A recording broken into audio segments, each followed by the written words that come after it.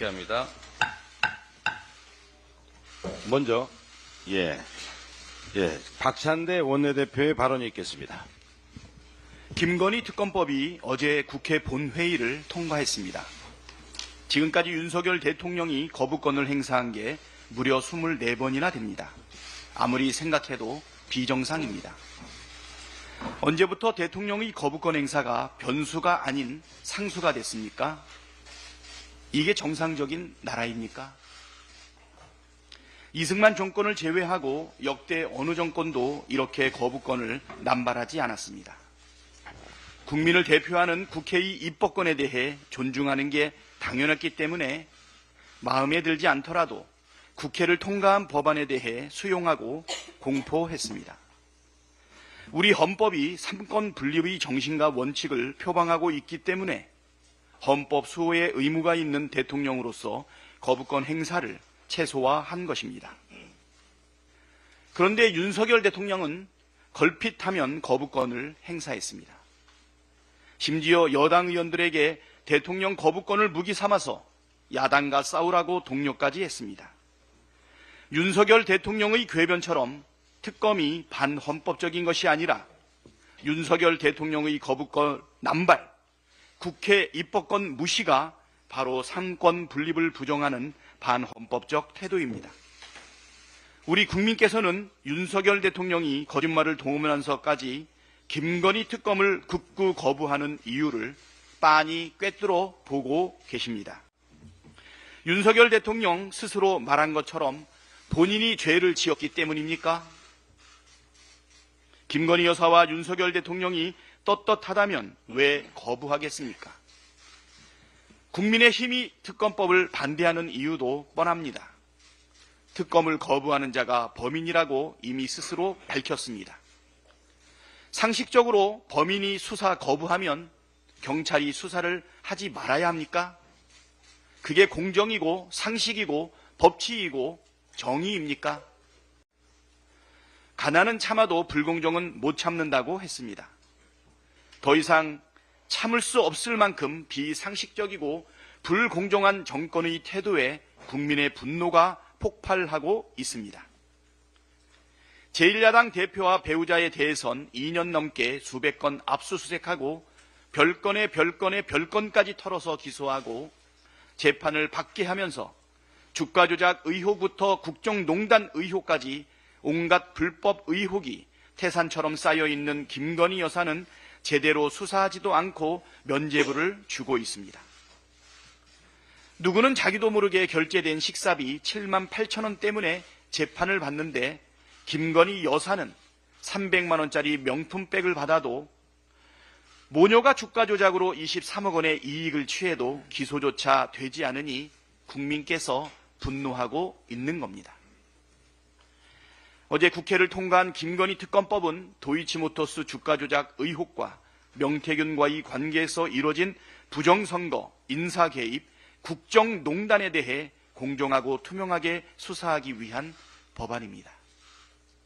대통령 배우자라도 출장 황제 조사가 아니라 일반 국민처럼 똑같이 수사받고 불법 행위는 처벌받는 게 공정한 나라입니다. 압도적인 국민께서 김건희를 특검하라고 명하고 계십니다. 만약 윤석열 대통령이 이번에도 김건희 특검을 거부하면 분노한 국민에 의해 비참한 최후를 맞이하게 될 것입니다. 천공도, 명태균도, 주술도 김건희 윤석열 대통령 부부를 지켜주지 못합니다. 윤석열 대통령은 과거 민심을 무시하고 거짓말을 일삼던 권력자들의 말로가 어땠는지 곰곰이 돌아보시기를 바랍니다. 네, 다음으로 김민석 최고위원의 발언이 있겠습니다. 돌팔이 점에 기대온 권력자들에게 세 가지 예측을 전합니다. 첫째, 김건희 윤석열 부부에 대한 법의 심판은 피할 수 없습니다. 국회의 임기가 1년 더 길고 김건희 죄업이 감옥 갈 만큼을 차고 넘치며 당선자 신분으로 퉁칠 수 없는 불법 캠프의 수뢰후 부정처사, 공천 압박의 위력에 의한 공무방해, 우크라이나 대책회의의 외환 유치 예비 음모 관여 등 윤 대통령 불법이 재임 후든 퇴임 후든 답해야 할 재임 시든 퇴임 후든 답해야 할 중대 명백 사안입니다. 둘째, 한동훈 정치인은 용도 폐기됩니다.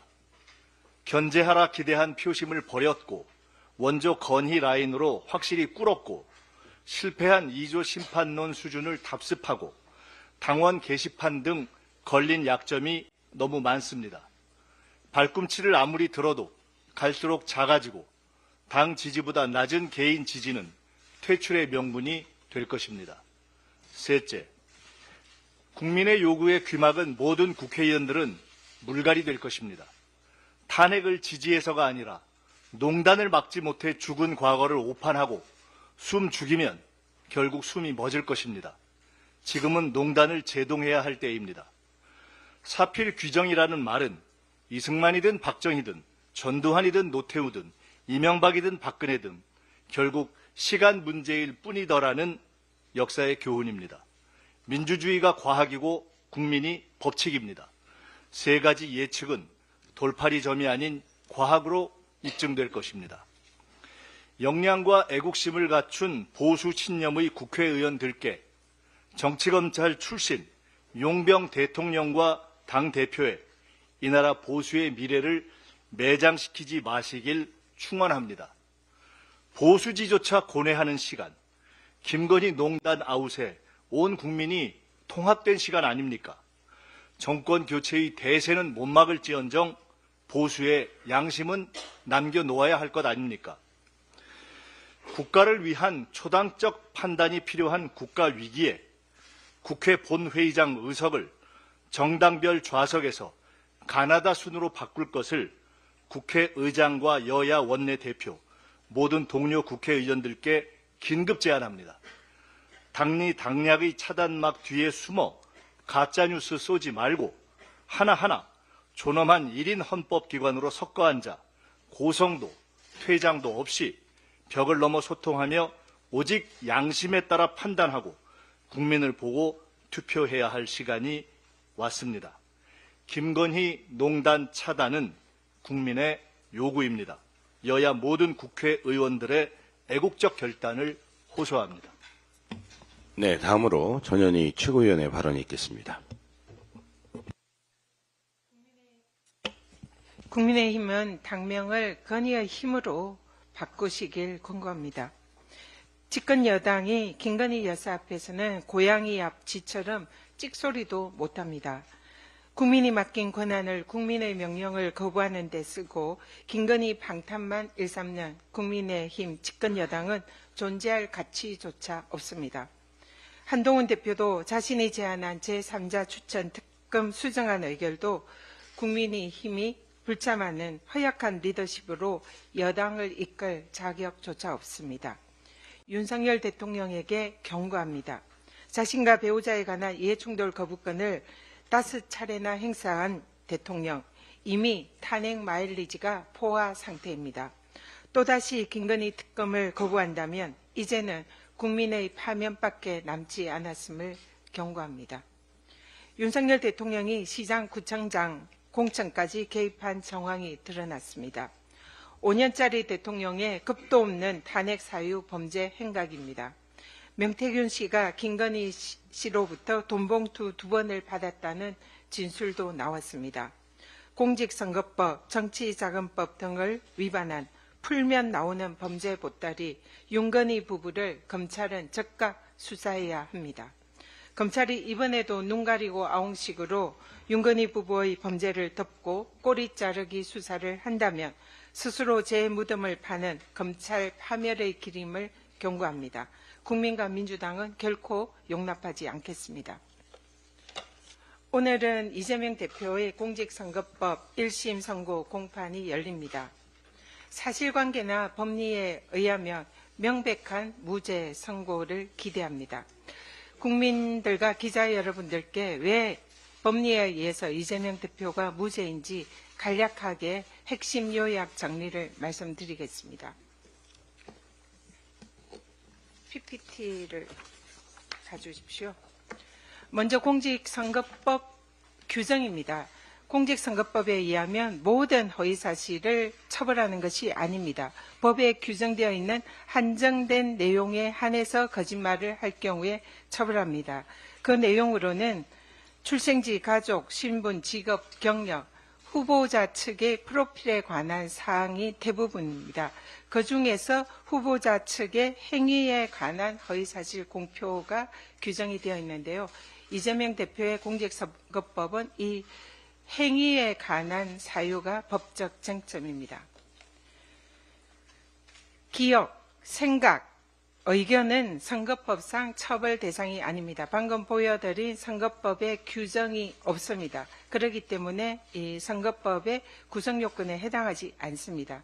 그래서 김문기를 개인적으로 좀 아십니까? 라는 질문에 성남시장 시절에는 몰랐습니다라고 답변하는 것은 주관적 인식이고 기억입니다. 그렇기 때문에 공직선거법의 규정 대상이 아닙니다. 그래서 처벌 대상이 아니다라는 말씀 드립니다.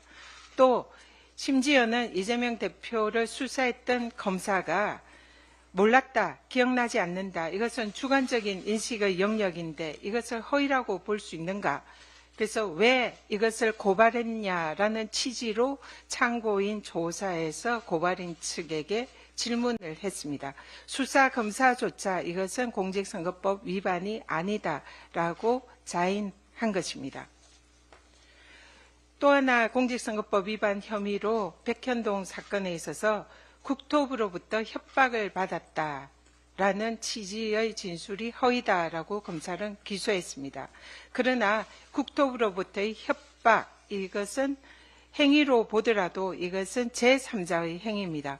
공직선거법은 행위는 후보자의 행위, 후보자 측의 행위만 처벌합니다. 그렇기 때문에 제3자의 행위는 처벌 대상이 아니기 때문에 선거법상 처벌 요건에 해당하지 않습니다.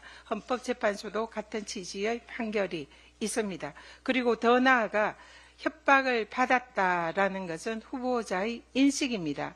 인식과 생각, 의견은 처벌 대상이 아니다라면 앞에서 살펴본 바와 같습니다. 비슷한 사례로 윤석열 후보가 대선 당시에 김만배 씨를 개인적인 친분이 없다라고 진술한 것에 검찰에 고발이 되었습니다. 당시에 검찰은 개인적인 친분이 없다라는 것은 친밀도에 대한 평가 내지 의견 표현이다. 마찬가지로 행위에 속하지 않고 생각이나 의견이기 때문에 선거법 위반이 아니다라는 사유로 불기소를 했습니다. 검찰이 스스로 이재명 대표와 유사한 사건에 대해서 죄가 되지 않는다라고 판단을 한 셈입니다. 마지막으로 대법원 판례입니다. 대법원 판례는 후보자가 선거 토론회 중에 한 발언이 허위사실 공표죄로 처벌을 받으려면 일방적으로 그리고 적극적으로 허위사실을 표방하려는 의도가 있어야 된다라고 판시를 했습니다. 토론회 도중에 국정감사장에서 상대방의 질문에 대해서 답변을 하는 과정에서 나온 그 답변이 대법원 판례에 의하면 일방적이고 적극적인 표현이 아니다라는 것은 삼척동자도 아는 일입니다. 이상의 이유로 이재명 대표에 대해서 공직선거법은 기존의 법리 그리고 대법원 판례에 의해서도 완벽한 무죄다라는 점을 말씀드립니다. 제1야당 대표에게는 없는 죄를 조작하고 억지 기소하고 권력 실세 윤건희 부부에게는 있는 죄도 덮어서 면죄부만 남발하는 정치검찰의 이중적인 행태는 반드시 국민의 심판을 받게 될 것입니다. 아무리 국민의힘이 사법부를 겁박하고 검찰이 야당을 탄압해도 결국 진실과 정의는 승리합니다. 민주당은 국민과 함께 끝까지 싸우겠습니다. 이상입니다. 네, 다음으로 한준호 최고위원의 발언이 있겠습니다. 네, 윤석열 대통령의 공천 개입 의혹이 또 터졌습니다. 어제 개혁신당 이준석 의원은 2022년 지방선거 당시 윤석열 대통령이 안철수 의원의 공천 과정에 개입했다라고 주장을 했습니다. 언론 보도 내용을 종합하면 이렇습니다. 당시 경기도지사 후보로 출마를 한 김은혜 의원이 윤석열 대통령에게 찾아가서 안철수 의원을 분당갑에 보내지 않으면 경기지사 선거에서 질 것 같다라고 징징댔다고 윤석열 대통령이 이준석 당시 국민의힘 대표에게 그래서 안철수를 공천 줘야 한다라고 말했다는 겁니다. 이것뿐만이 아닙니다. 이준석 의원의 주장에 따르면 윤석열 대통령이 특정 시장 그리고 특정 구청장의 공천도 언급했다고 합니다. 어제 JTBC가 그 특정 구청장의 정체를 밝혀냈는데요. 김태호 전 강서구청장의 공천에 윤석열 대통령이 관여했다는 정황이 확인됐습니다. 김태우 후보를 뛸 수 있게 하면 경쟁력이 있어서 구청장이 될 것이다 라면서 지도부에 직접 의사를 밝혔다고 합니다. 김태우 당시 후보는 1심에서 징역형을 받은 리스크와 흠결이 있는 인물이었습니다. 그런데 그런 후보를 단수로 공천한 탓에 임기 1년도 못 채우고 형이 확정돼서 보궐선거를 치르게 만들지 않았습니까? 보궐선거의 원인 제공자 김태우 후보가 보궐선거 주자로 다시 뛰는 그야말로 상식밖의 일도 벌어졌습니다. 안 써도 됐을 보궐선거 비용 40억 원을 쓰게 만든 원흉이 바로 윤석열 대통령이었고 심지어 원인 제공자가 다시 선거에 나설 수 있도록 사면 복권까지 해줬으니 그야말로 충격과 경악을 금치 못할 일입니다. 온갖 이상한 사건의 뒤에는 왜 항상 윤석열 대통령이 있는 것일까요? 국민은 대통령의 공천 개입이 중대한 잘못이라고 비판을 하는데 대통령은 누구를 꼭 공천 주라고 사실 얘기할 수도 있다라고 되받아치긴 합니다. 대통령의 퇴진을 촉구하는 시국선언과 집회가 이어지고 있습니다. 골프나 치고 해외 순방이나 다닐 때가 아닌 것 같습니다. 국민의 퇴진 요구를 진지하게 숙고해 볼 때입니다. 자, 그리고 이준석 의원에게 짧게 한 말씀 드리겠습니다. 어제 기자회견에서 특정 시장 공천에 대통령이 개입했다라는 취지로 이야기를 했는데 오늘 아침 보도에 따르면 김건희 여사와 아크로비스타에서 포항시장 후보 공천을 논의한 것으로 나옵니다. 그러니까 공천에 개입한 사람은 윤석열 대통령입니까? 김건희 여사입니까? 아니면 둘 다입니까? 진실이 무엇인지 국민 앞에 이제 밝혀야 될 때입니다. 용기를 내시기 바랍니다. 이상입니다. 네, 다음으로 김병주 최고위원의 발언이 있겠습니다. 네. 윤석열 대통령의 부적절한 골프는 국민의 원성이 높아가고 있습니다. 저를 포함해 민주당 소속 국방위원들이 제보를 받아 국방위와 예결위에서 확인한 바에 따르면 윤 대통령은 지난 8월부터 최소 7차례에 걸쳐서 골프를 즐긴 것으로 보입니다. 골프 그 자체가 지적하는 것도 아닙니다. 때와 장소, 태도가 부적절하다는 것을 말하는 겁니다. 우선 8월 24일 날 윤 대통령은 군 골프장을 찾았습니다. 네. 불과 이틀 전엔 부천 호텔에서 큰 불이 났습니다. 19명의 사상자가 발생했고 그 가운데 7명이 목숨을 잃었습니다. 대통령으로서 국민과 함께 애도해야 할 추모 기간에 골프를 즐긴 것입니다. 국민은 안중에도 없다는 태도입니다.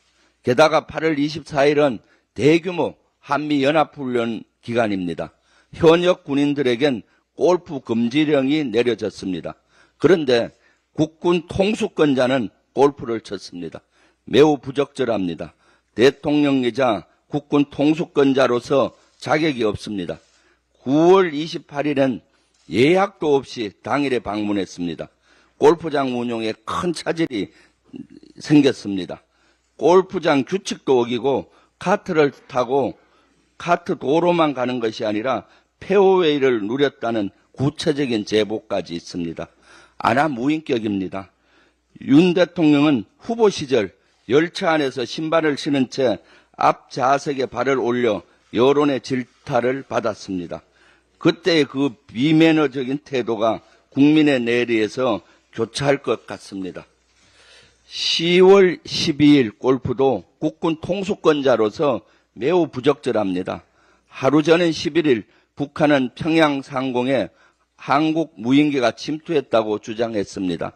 이로 인해 한반도의 군사적인 긴장은 최고조로 올랐습니다. 그래서 군에서는 대비태세를 유지하고 또 골프 자제령을 내려줬습니다. 11월 2일과 9일 골프에서는 국민과 국회에 대한 윤 대통령의 자세를 짐작할 수 있습니다. 불과 이틀 전인 10월 31일 공천 개입 정황이 담긴 대통령의 육성이 공개되며 국민적 분노가 본격적으로 치솟았습니다. 11월 4일은 국회를 무시하고 시정연설에 불참했고 7일에는 대국민 담화를 통해 국민께 고개를 숙이며 사과의 뜻을 밝혔습니다.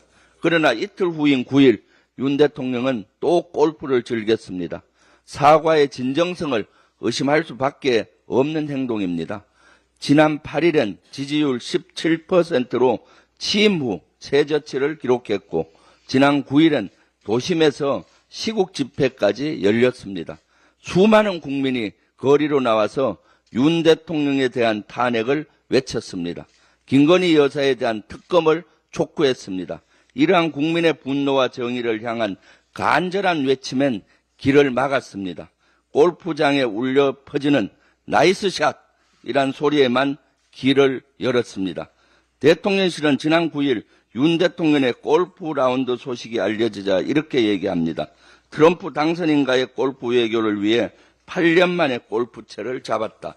명백한 거짓말입니다. 그러니까 또 별명을 미국 대통령은 매주 하는데 뭐 우리 대통령은 몇 번 치는 게 뭔 문제냐. 미국 대통령은 워터게이트 때 거짓말로 하야했습니다. 거짓말하는 수도 없이 하는 대통령 하야 미국과 비교하면 수없이 해야 됩니다. 윤석열 정권은 이 와중에도 반성하기는커녕 제보자 색출의 혈안입니다. 경찰광역수사대가 영장 없이 골프장 관계자들의 신상 정보를 가져갔다고 합니다. 민간인 사찰 아닙니까? 통신조회를 해서 국회 보좌진이나 언론인들과의 통화했는지 찾아내겠다는 것입니까?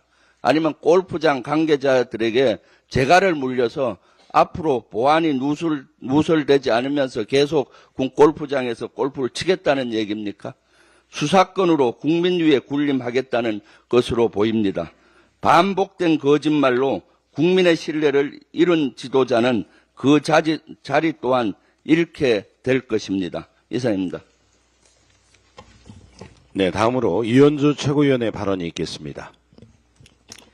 네, 이재명 대표의 공직선거법상 허위사실 공표 혐의에 대한 1심 선고를 앞두고 검찰의 이중잣대, 고무줄 잣대, 편파 수사를 다시 한번 규탄하면서 사법부의 공정하고 올바른 판결을 기대합니다. 사실 윤 대통령이야말로 대선 당시 김만배 씨를 알고 있었냐는 기자의 질문에 부인한 상황을 두고 검찰은 개인적인 관계나 친분 유무는 피의자인 윤 대통령과 김만배 씨 사이의 친밀도에 대한 스스로의 평가 내지는 의견 표현이라면서 윤 대통령의 발언은 허위가 아니라고 불기소한 바가 있습니다. PPT 안 나오시나요? 네. 그랬던 검찰이, 네, PPT에 있습니다. 네, 그랬던 검찰이 김문기 처장은 개인적으로 시장 재직 때 좀 아셨습니까? 라는 앵커의 질문에 시장 재직 때는 몰랐다고 답한 같은 상황에 이재명 대표에게는 허위사실이라면서 기소했고 재판에서는 대중가요 가사까지 인용하면서 조롱한 바가 있습니다. 네, 똑같은 같은 상황에 대해서 검찰은 불기소를 했습니다. 또 이재명 대표의 배우자 김혜경 씨에게는 10만 4천 원 음식값 결제에 벌금 300만 원을 검찰이 구형을 했지만 김건희 여사의 명품백 수수, 도이치 주가 조작 등 비교할 수 없을 정도로 심각한 비리 의혹에 대해서는 제대로 수사조차 하지 않고 있고 모두 불기소했습니다. 권력에 편승해서 정치검찰로 전락하고 스스로 존재 가치를 잃어가는 검찰에게 먼지 쌓인 법전을 다시 들춰보기를 권고합니다. 검찰청법 4조 1항 3항입니다. 공익의 대표자이며 직무를 수행할 때 국민 전체에 대한 봉사자로서 헌법과 법률에 따라 국민의 인권을 보호하고 적법 절차를 준수하며 정치적 중립을 지켜야 하고 주어진 권한을 남용해서는 아니 된다라는 검사의 직무가 법전에 새겨져 있음을 잊지 말기를 바랍니다. 어제 우리 당이 상법 개정안을 당론 채택했습니다. 금투세 폐지 찬성 당론에 이어서 이번 개정안 역시 우리 증시와 개미 투자자들에게 활기를 불어넣을 것으로 기대합니다. 근래 국내 증시를 보면 주주이익을 고려하지 않은 채 경영권 분쟁에서의 지분 확보나 그룹 계열사의 자금 조달 또는 그룹 오너의 이익 등을 위해서 합병이나 분할, 유상증자를 실시해서 일반 투자자를 울리고 주식시장에 찬물을 끼얹는 사례가 적지 않습니다. 가령 고려아연은 차입금으로 자사주를 공개매수 소각하더니 곧바로 유상증자를 실시하겠다고 발표했다가 금감원의 제동으로 철회하는 묻지 못할 일도 있었습니다. 자, PPT를 보시면요. 최근 사안입니다만 이수 페타시스는 신규 반도체 부품 공장 건설과 기업 인수설로 기업 성장성이 전망되는 호재성 공시를 해놓고 악재로 여겨지는 대규모 주주 배정, 유상증자를 장 마감 후에 기습적으로 공시하면서 단 10일 만에 주가가 반토막이 났고 소액 주주들의 공분을 샀습니다. 또 다음 또 PPT를 보시겠습니다. 올해 7월 지배구조 개편을 발표했던 두산그룹은 매출만 184배가 넘는 두산밥켓과 두산로보틱스의 합병 비율을 불과 1배 0.63으로 산정해서 논란이 되었습니다. 두산밥켓의 가치를 보고 투자한 소액 주주들은 고평가된 두산로보틱스의 주식으로 바꾸거나 현금만 받고 나가야 할 판이어서 날강도라는 비판이 일었습니다. 금감원의 증권신고서 정정 요구에 따른 제동으로 일단은 중단된 상태이지만 주식가치 산정에 대한 근본적인 법 규정이 바뀌어야 합니다. 또한 이사회에서 결정된 인수 및 지배구조 개편 등에 대한 구체적인 배경과 검토 내용, 미래 기업 성장성 정보 등이 개인 투자자들에게 충분히 제공되어야 합니다. 이를 위해서는 최대 주주 또는 오너 일가를 제외한 나머지 일반 주주들에게도 기업의 IR, 사업 설명서 등이 충분히 제공되어야 합니다. 이런 사례들이 근본적으로 방지되기 위해서는 자본시장법 등 세부적으로 개정이 많이 필요합니다만 일단은 일반 원칙으로서 이사회에서 주요 의사결정을 할 때 주주들의 이익이 충분히 보호될 수 있도록 하는 것이 반드시 필요합니다. 주식시장에서 기업과 주주들 간의 신뢰관계를 높여서 개발도상국 수준의 투기성 주식시장에서 탈피를 하고 주주들이 회사의 가치를 보고 장기적으로 투자할 수 있도록 해야 합니다. 그러려면 자본시장에서 기업과 주주들의 신뢰관계가 형성되어야 하는데, 형성되어야 합니다. 그래야 좋은 기업들이 자본시장에서 자금 조달이 용이하지 않겠습니까? 방금 우리가 이 사례 몇 개를 봤지만 이런 시장에서 어떻게 주주들이 투자를 하겠습니까? 완전히 뒤통수 맞는 상황 아닙니까? 그런데 이런 의사결정들에서 주요 주주들, 대주주들은 다 알고 있었을 겁니다. 상법 개정을 통해서 이사의 주주에 대한 책임이 반드시 일반 원칙으로서 선언되어야 하는 이유가 바로 여기 있다고 생각합니다. 꼭 도와주십시오. 하나만 말씀드리겠습니다. 오늘 환율이 1,400원을 돌파했습니다. 걱정입니다. 14일 정부가 환율 구두 개입을 발표한 날 미국에서 환율 관찰 대상국으로 우리나라를 재지정했습니다. 트럼프 시대를 앞두고 경제계가 초긴장 중입니다. 한국이 대미 무역 흑자가 늘긴 했습니다만 상당 부분이 사실은 미 바이든 정부 당시, 그러니까 윤석열 정부 당시 기업들의 미국 투자가 늘면서, 여러분 기억하실 겁니다. 우리 기업들을 대거 데리고 미국에 투자한다고 하면서 그것을 한국 국민들에게 엄청나게 윤석열 대통령이 자랑을 했습니다. 우리 기업들이 미국에다가 투자를 한 겁니다.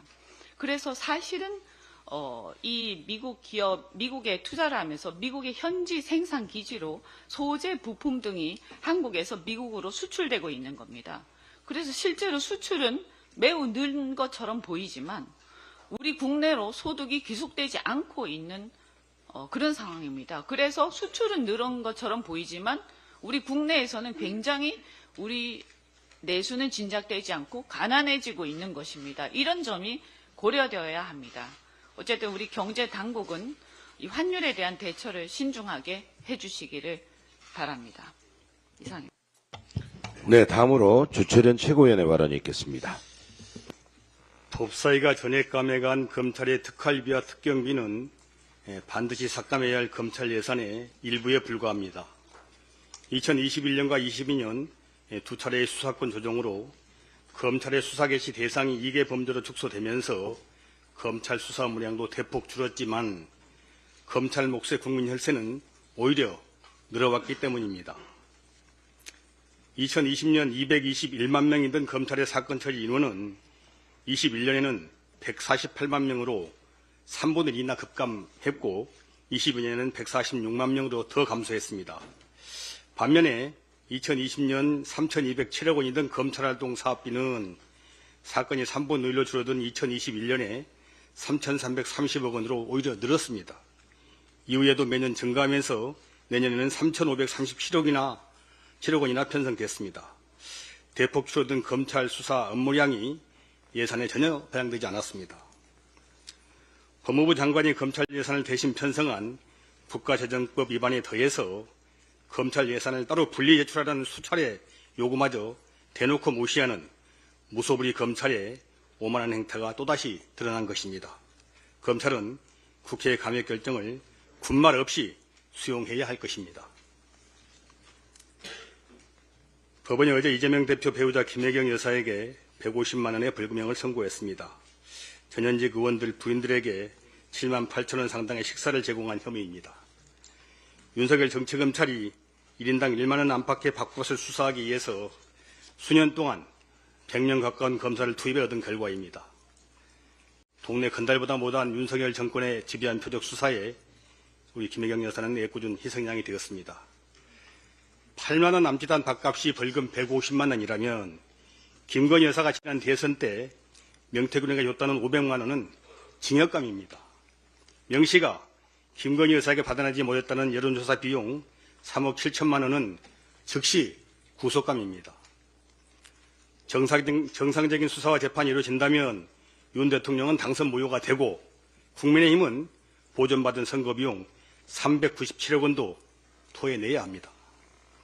이런 블랙 코미디 같은 상황에 이번 판결을 납득할 국민은 아무도 없습니다. 어제에 이어서 오늘은 이재명 대표에 대한 공직선거법 위반 사건 선고가 있습니다. 검찰 이재명 대표 수사 기소에서 보여준 온갖 조작과 불법이 산처럼 쌓여 있습니다. 무죄라는 건 너무나 명확합니다. 최후의 보루인 법원이 어제 재판과 같은 룰을 반복하지 않을 것으로 확신합니다. 무도함과 불공정, 비상식이 판치는 윤석열 정권에서도 여전히 정의가 살아있음을 보여주실 것을 기대합니다. 이상입니다. 네, 다음으로 송선호 최고위원의 발언이 있겠습니다.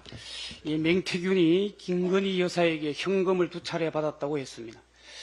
강혜경 씨는 이 돈이 500만 원이라고 얘기하고 있고 명 씨가 자랑삼아 하는 말을 지인을 통해 들었다고 합니다. 현금으로 받은 거냐라는 기자 질문에 애 과자 사주라는데 그럼 카드 줄까라고 반문했습니다. 현금 500만 원이 애 과자 값이라니 아직 드러나지 않은 김건희 명태균 게이트의 국정농단이 앞으로 우리 국민들을 얼마나 더 충격의 도가니로 몰아열지 걱정입니다. 돈봉투 한 번은 대선 경선 이전이고 다른 한 번은 시기가 기억나지 않는다고 합니다.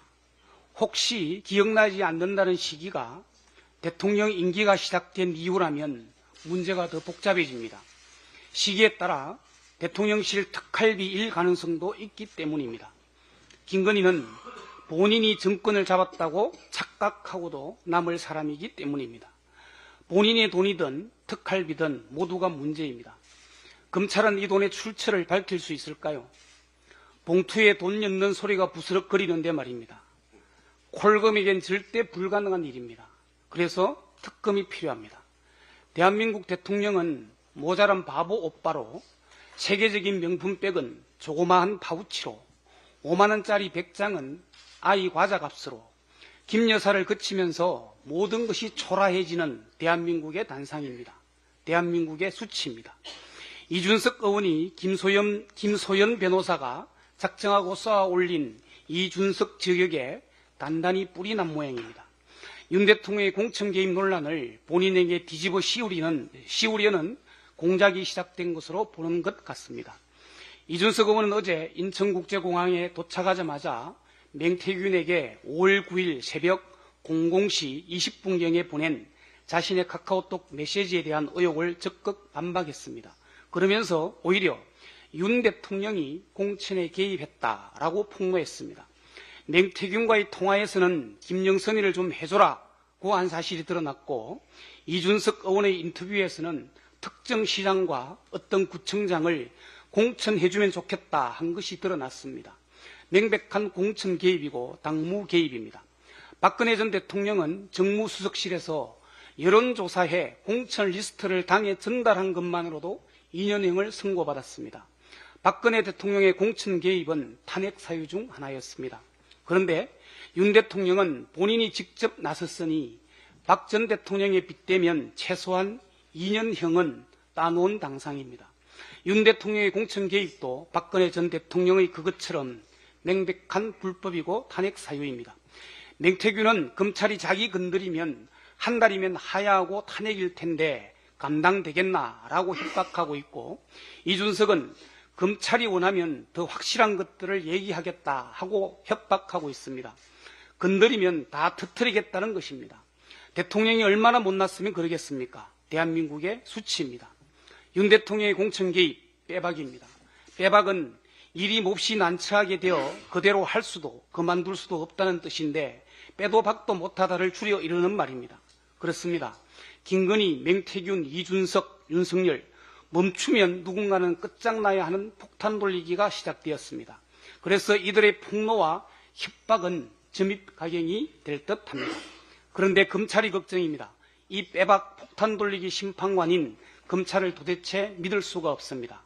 편파 수사, 봐주기 수사는 기본이고 권력에는 무혐의, 불기소로 알아서 기는 콜검들을 믿을 수가 없습니다. 이제 더 이상 어떤 해명도 거짓말도 필요 없습니다. 김건희, 맹태균, 윤석열, 이준석 게이트 특검만이 답입니다. 국민의 명령입니다. 특검합시다. 이상입니다. 네. 우리 김혜석 수석께서 하실 말씀이 좀 있으니까 골프 얘기. 약간 너무 험하게 말씀하신 것 같아가지고. 아니, 이번 골프 사건은 총선 때 그 대파 사건을 연상케 하는 제2의 대파 그 황당 사건인 것 같습니다. 특히나 천공도 해리스를 밀고 다 외교안보팀이 다 그쪽을 밀었다고 하는 것이 이렇게 알려져 있는 상황에서 무려 3개월 전부터 트럼프 당선에 대비하고 무임기가 오는 다음 날도 니들은 치지 말고 내가 정리할게, 내가 준비할게 하는 그 유비무한의 통솔력을 보여준 대박 사건이었다. 이런 생각이 들어서 이건 참 온 국민이 대단히 놀라실 것 같다는 생각이 듭니다. 철두철미한 예지력을 철두철미한 예지력, 신통력 수준의. 네, 참 웃고 얘기하자면 황당합니다. 네, 지금 이현주 최고위원께서 잘 지적하셨는데 지금 저희 경제 상황판을 한번 보시면 실제로 심각합니다. 지금 환율 1,400원을 드디어 돌파했는데 이게 지금 외환위기 당시의 상황을 좀 걱정하게 만드는 상황입니다. 주가도 마찬가지로 2,400이 깨졌고 지금 코스닥도 아주 황당할 정도로 폭락하고 있습니다. 누가 그러는데 이게 퍼펙트 스톰이다 이렇게 얘기를 합니다. 주식시장이 반응하는 것은 표면에 보이는 것이고 실제로 대한민국 경제가 정말 심각한 상황에 처했습니다. 경제 정책도 없고 능력도 없습니다. 주식시장은 또 투명하지 못합니다. 불공정합니다. 주가 조작을 해도 처벌되지 않는다는 걸 온 세상에, 전 세계에 몇 년 동안 계속 광고하고 있습니다. 거기다가 해괴한 기업 지배 구조 때문에 아까 두산 상황처럼 이 멀쩡한 우량주 장기 투자한다고 가지고 있었더니 어느 날 불량 잡주가 돼 있어요. 누가 투자하겠습니까? 이런 주식시장의 근본적인 문제, 대한민국 경제의 심각한 상황을 우리가 직시해야 됩니다. 더불어민주당이 할 수 있는 것들을 해나가겠습니다.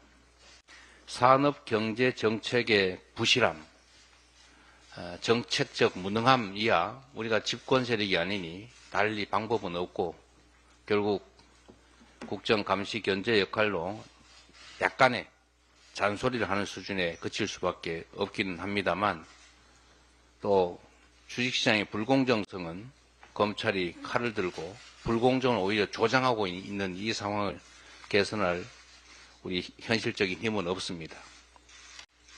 그러나 끊임없이 문제를 지적하고 거기에 대해서 최소한 기업의 지배 구조만큼은 선진국 수준으로 반드시 바꿔놓도록 하겠습니다.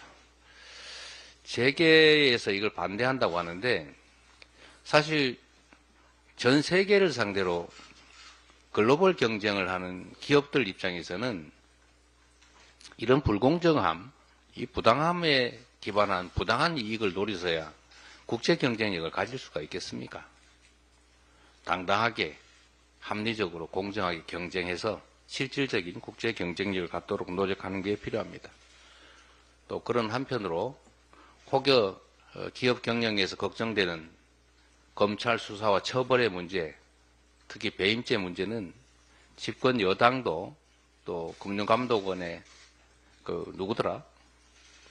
이복현 원장도 이미 지적한 바가 있는데 이 검찰권 남용의 수단이 되고 있는 이 배임죄 문제는 신중하게 한번 논의해 볼 필요가 있습니다. 하여튼 우리 정 씨가 이렇게 전 세계의 추세와 다르게 폭락을 거듭하고 있어서 천수백만의 우리 주식 투자자들의 속을 끓게 하고 있습니다.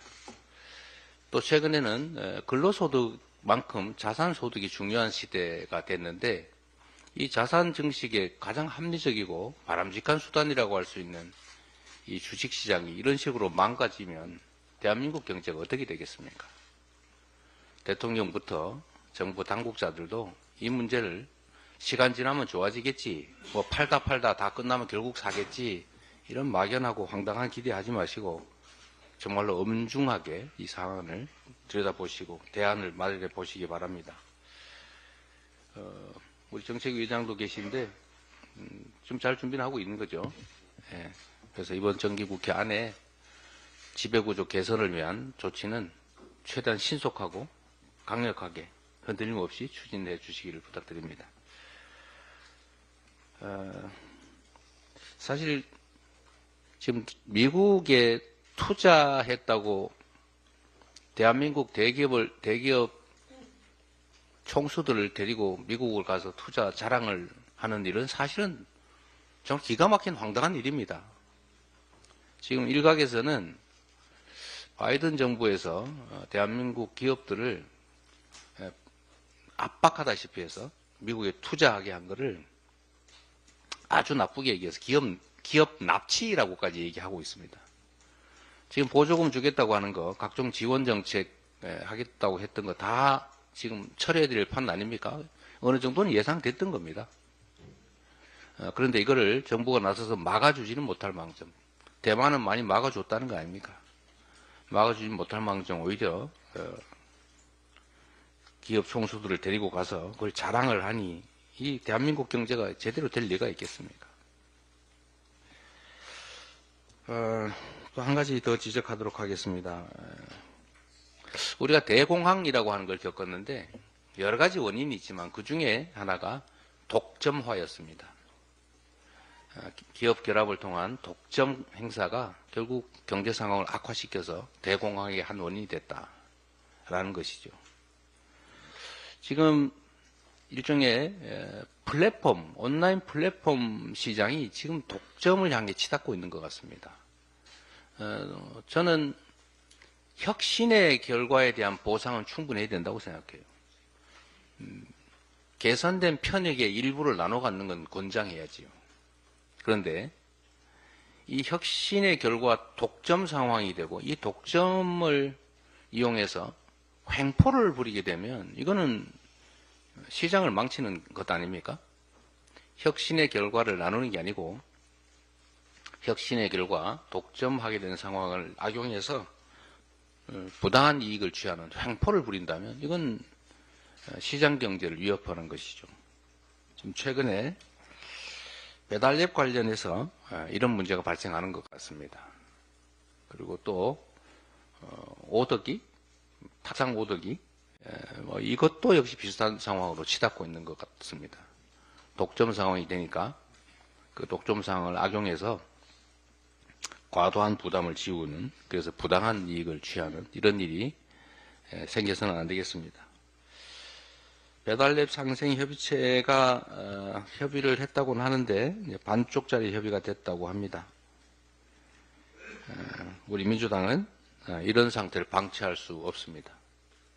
자율 규제가 불가능하다면 결국 일정한 제재 시스템을 만들 수밖에 없습니다. 온라인 플랫폼 전반에 대한 관리 감독 강화를 위해서 온라인 플랫폼법을 제정하도록 하겠습니다. 이것도 정책에서 잘 준비하고 있죠. 당력을 집중해서 온라인 플랫폼을 만들고 플랫폼법을 제정하고 혁신의 결과를 고루 함께 나누는 건전한 대한민국 시장 경제 질서를 위해서 최선을 다하겠습니다. 정부에 다시 한번 촉구하는 바입니다.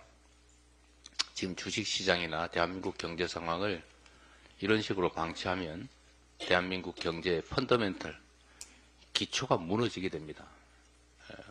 지금 일시적인 경기 변동 정도로 치부하고 안심하고 있을지는 모르겠는데 지금의 대한민국 경제 상황은 그런 상황이 아니라 구조 자체에 심각한 손상이 오고 있고 이를 계속 방치하면 이제는 회복 불능한 상태로 추락할 수 있다는 것을 명심하기 바랍니다. 회의를 잠시 정의하겠습니다.